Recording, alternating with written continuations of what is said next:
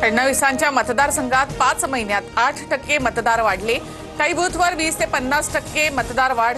निवडणूक आयोग मौन बाळगून का आहे? राहुल गांधींचा मोठा आरोप। झूठ बोले कौवा काटे, काले कौवे से डरियो। राज्यात 25 पेक्षा जास्त मतदारसंघात 8%हून अधिक मतदार वाढले आणि त्यापैकी बहुतांश जागी काँग्रेस विजयी।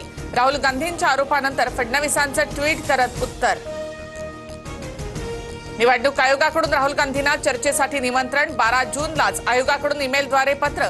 राहुल गांधींकडून अद्याप आयोगाला कोणतेही उत्तर नाही।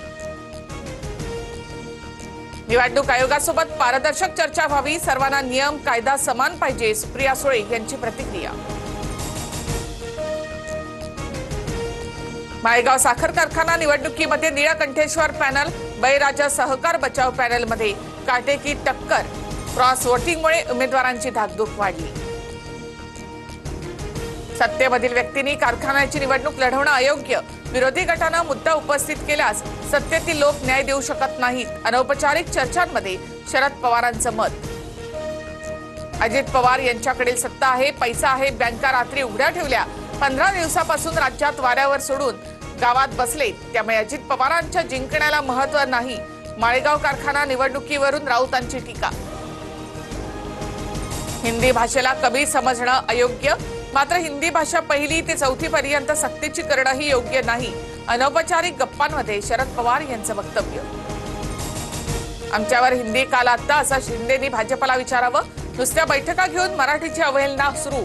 फडणवीसांनी मराठी भाषेसाठी, मराठी माणसासाठी काम करावं, संजय राऊत यांची टीका।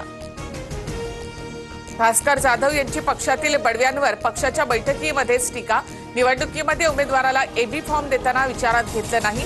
पहिल्या फळीतील नेत्यांच्या कार्यपद्धतीवर भास्कर जाधव यांच्याकडून प्रश्नचिन्ह। भास्कर जाधवांची नाराजी माझ्यापर्यंत आली नाही। ठाकरेंचे दरवाजे जाधवांसाठी कायमच उघडे, विनायक राऊत यांची प्रतिक्रिया। भास्कर जाधवांनी शिंदेंचं नेतृत्व स्वीकारलं तर आनंदच। जाधवांसारख्या नेत्यांना राजकीय संन्यास घेणं अयोग्य। मातोश्रीवरील राग जाधवांनी अनेकदा माझ्यावर काढला, उदय सामंतांचं वक्तव्य। तेजस्वी घोसाळकर यांची नाराजी दूर करण्याचा उद्धव ठाकरे यांच्याकडून प्रयत्न। घोसाळकर पक्षामध्ये नाराज असून भाजपमध्ये प्रवेश करणार असल्याची चर्चा। घोसाळकरांची महिला विधानसभा प्रमुखपदी नियुक्ती। शक्तीपीठ महामार्गाच्या भूसंपादनासाठी 20,000 कोटींच्या मंत्रिमंडळ बैठकीमध्ये मान्यता, तर सोलापूर आणि धाराशिवमध्ये शक्तीपीठ महामार्गाच्या विरोधात शेतकरी आक्रमक। संदीप देशपांडे यांच्याकडून ठाकरेंच्या शिवसेनेवर टीकेचे बाण सुरूच। राज्याच्या मनातलं ओळखणाऱ्यांनी जाधवांच्या मनातलं ओळखलं का?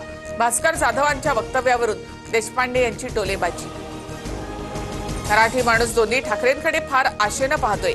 आम्ही भांडत राहिलो तर मराठी माणूस क्षमा करणार नाही, प्रकाश महाजन यांचं विधान। 6 महिन्यांपासून शिवभोजन थाळीला सरकारकडून अनुदान नाही। अनुदान न मिळाल्यामुळे राज्यातील अनेक शिवभोजन थाळ्या केंद्र बंद। काही केंद्र कर्ज घेऊन चालवली जात आहेत अशी माहिती। शिवभोजन थाळीबाबत अनुदान थकीत असल्याचं कुठलंही निवेदन मिळालं नाही। काही तांत्रिक अडचण असल्यास दूर करण्याचा प्रयत्न करणार, आशिष जयस्वाल यांची प्रतिक्रिया। सरकारची स्थिती भिकाऱ्यासारखी झाली। लाडकी बहीण योजना आणल्यानंतर अनेक योजनांना सरकारकडून कात्री। शिवभोजन थाळीच्या अनुदानावरून विजय वडेट्टीवार यांची टीका।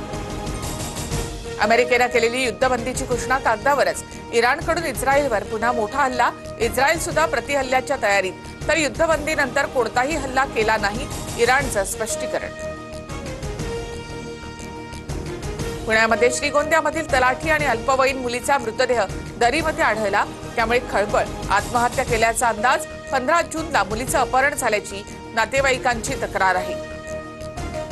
पालिका निवडणुका 1 महिना लांबणीवर। पालिकेतील प्रभाग रचनेसाठी 1 महिन्याची मुदतवाढ। 4 सप्टेंबर ऐवजी आता 6 ऑक्टोबर पर्यंत प्रभाग रचनेची मुदत। दिवाळीनंतरच पालिका निवडणूक होण्याची शक्यता। इंग्लंड विरुद्ध पहिल्या कसोटीचा आज शेवटचा दिवस। भारतीय गोलंदाजीचा कस लागणार। इंग्लंड समोर अजूनही 340 धावांचं आव्हान।